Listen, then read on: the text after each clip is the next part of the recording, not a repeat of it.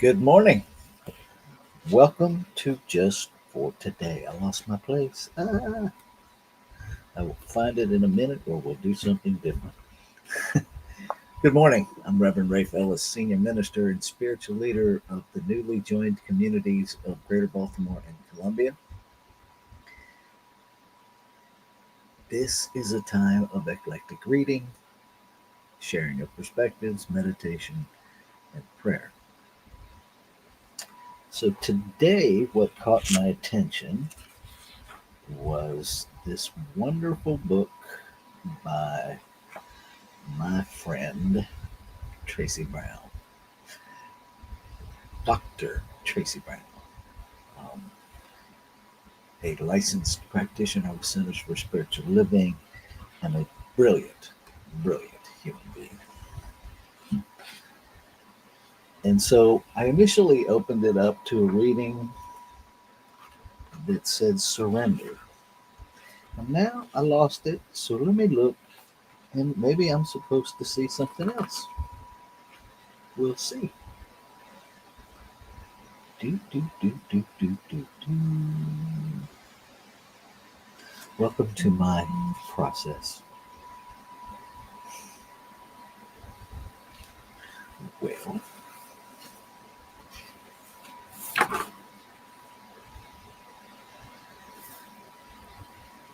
I'm not seeing it, so we're just going to open it up and go again. Here we go.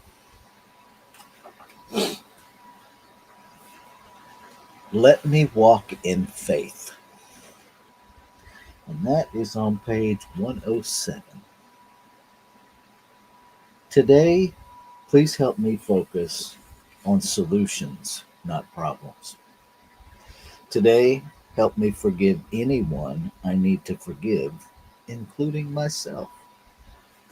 Today, help me align what I know about faith, joy, and inner peace with my every action. Today, let me walk in faith. Thank you, Tracy Brown. Um, Faith means a lot of things to a lot of people. Okay? Oftentimes, faith is used synonymously with religion. Our faith traditions, the traditions of our religions. Um, and you get to define what faith means to you. Uh, the definition of faith that works best for me um, comes, interestingly enough, right out of the Bible. Um, Hebrews 11:1. Faith is the substance, the evidence of things not seen but hoped for. It reminds me that all that we experience is the substance of things not seen, the evidence of things not seen but hoped for. That part about the evidence of things not seen, that's where faith comes in. Doesn't There's no faith required for me to know that I'm talking into a microphone, I'm sitting in a chair, I'm wearing a blue shirt. No faith is required for that. I can see it all, right? But there takes a tremendous amount of faith to continue to believe in what I hope for, that inner desire to express when I can't see it, when I'm surrounded by everything that looks like something other than what I want. Will I stay steadfast in my belief in the substance of things not seen, the evidence of things not seen but hoped for? And the evidence part of it to me, I think, is key, because the evidence is remembering all of those times where my faith was shaky and it showed up, that where I stayed the course and what I couldn't see became visible. Um, I love the twist, and I heard it from Reverend Dr. Michael Beckwith in one of his talks. I don't know if it's original to him or where he heard it, but when we do see what we don't see, we will see what we haven't seen. See, faith demands that we see it before it's visible in physical form. That's faith. And that's that part where we tap into the wisdom, the inner intelligence, the core essence of us that is who we are. Um, that's the beautiful part of faith. And if it's simple, that doesn't mean it's easy. Doesn't mean it's easy. And so faith is like any other muscle. We get to work on it, we get to work out and build it stronger and keep reminding ourselves. That's what spiritual mind treatment is all about. It's about disciplining our mind, it's about reminding ourselves of spiritual truth, of spiritual principle. It's about shifting our focus. That's why Ernest Holmes, the founder of Science of Mind, said to turn away from condition. He didn't say ignore it. He didn't say pretend like it doesn't exist. He said turn away from it. Right? In order to turn away from something, I have to first be looking at it. Right? And so that's how we neutralize. That's how we change things. We acknowledge that, yes, this is happening. And then we work on neutralizing the beliefs and the images that are playing out that way. Not on changing other people, on changing the mental equivalent. Because if we really believe there's one consciousness and we're all using it, then we heal it at the level of consciousness. Thinking that we need to change somebody is duality, and we're no longer believing in one consciousness or one power, because now we've separated and made that thing we think we need to change and ourselves separate powers, separate consciousnesses. And so there's a lot of work to do to build our faith muscle. The gym is open and the workout sessions have begun. And I invite you to be kind and gentle with yourself as you work out. And to the most powering thing I can offer you, stop justifying, defending, and arguing for your limitations. Just own your stuff. If you're stuck in duality, reach out to somebody and just own that. And then be open to shifting and see what happens. Just be open. That's all that comes to me to share in response to 4 lines of prayer poetry. Um, Good morning, Richard. Um, thank you, sir, for your kind words. Anybody want to share their perspective on this idea of faith and actually walking in faith? What limitations? I got limitations. What I'm referring to there, Richard, thank you, is we argue for our limitations when we say things like, We can't love somebody else. I can't talk to them. Anytime we invoke the I can't, or anytime we, you know, you don't understand, their blah, blah, blah, anytime we're engaged in justifying reasons to be separate, we're arguing for our limitations, because there is a place within us that recognizes us in everything and everybody.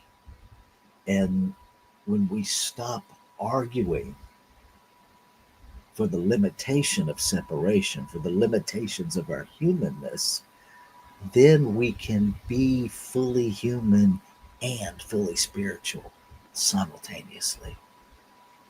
I hope that makes sense.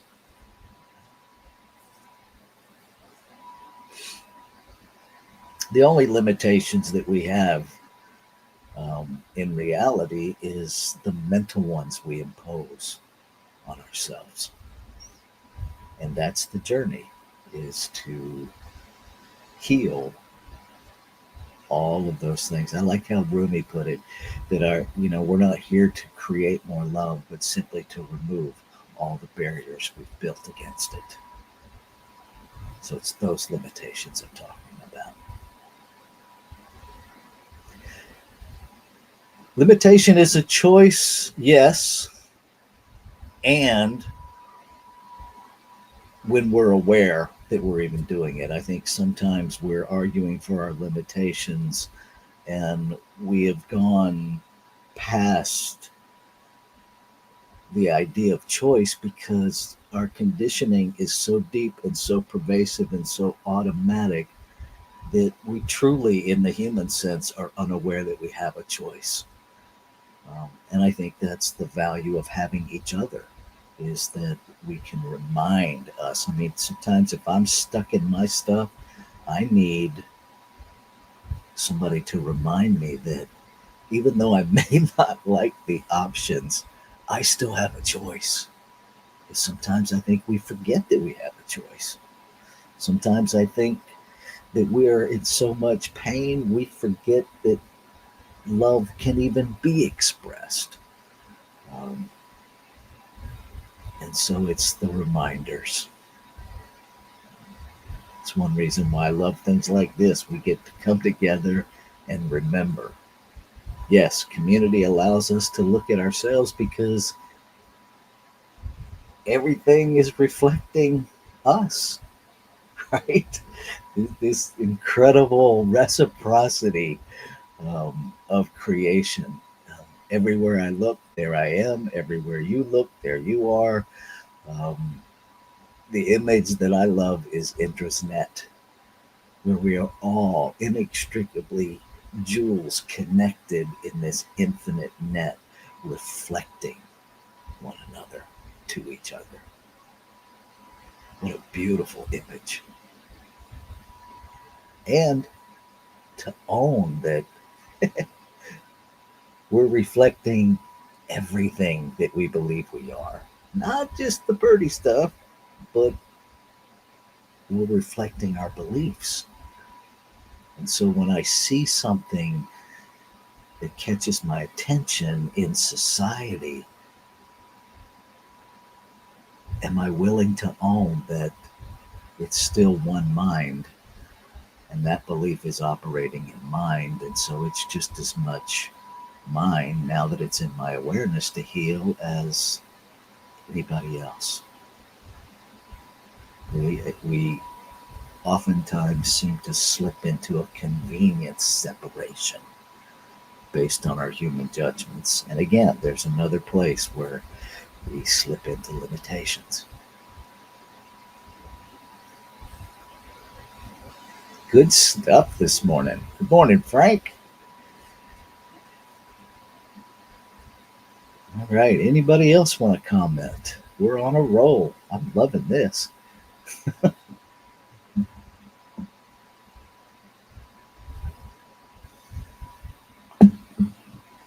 Okay. So I'm going to read.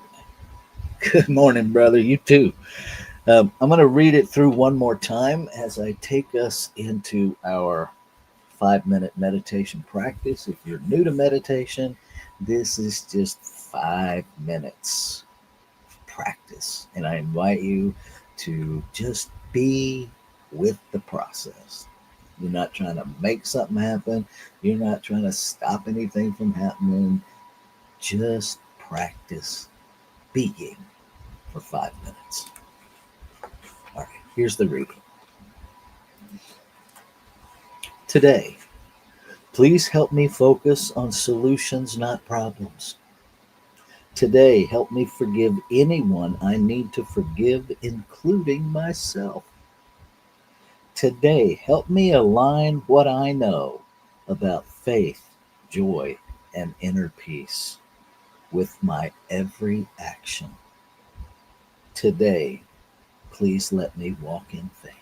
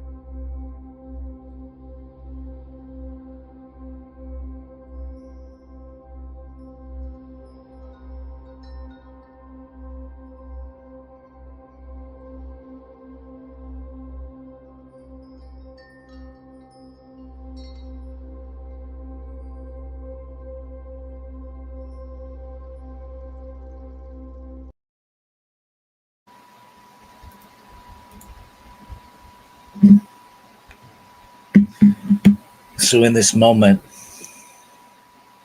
I recognize, I recognize, I know again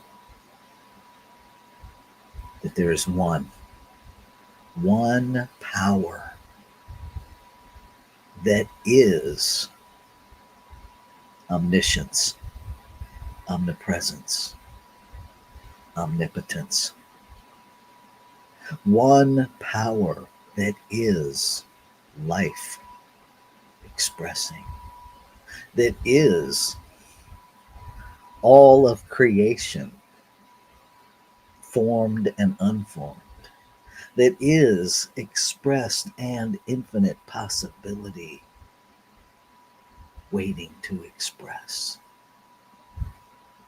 One power, everywhere present, unlimited, changeless. Changeless because it already is everything, seen and unseen. And yet it expresses in individualized, exquisitely individualized multiplicity. No two expressions of itself alike. Nameless. And yet we refer to it, we know it as many, many names, none of which can encompass the totality of all that it is. The infinite intelligence, the love beyond comprehension, the peace that truly passes understanding. And what I know, just as clearly as I recognize this one allness, I know that I am that informed.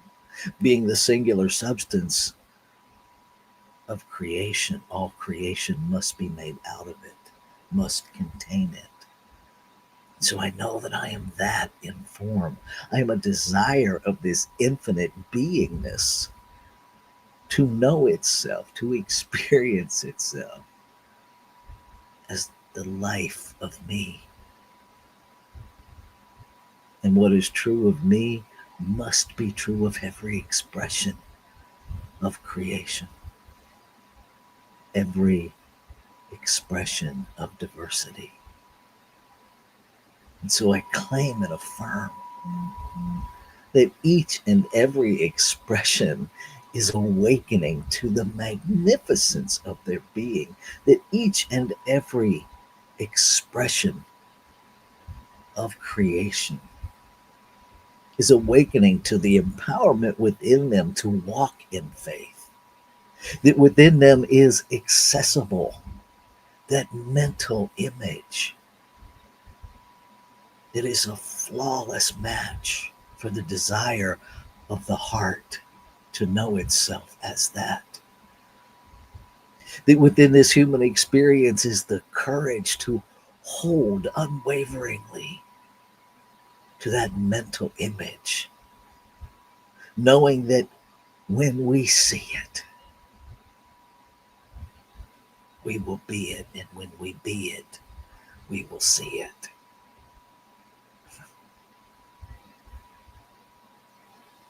And I am grateful.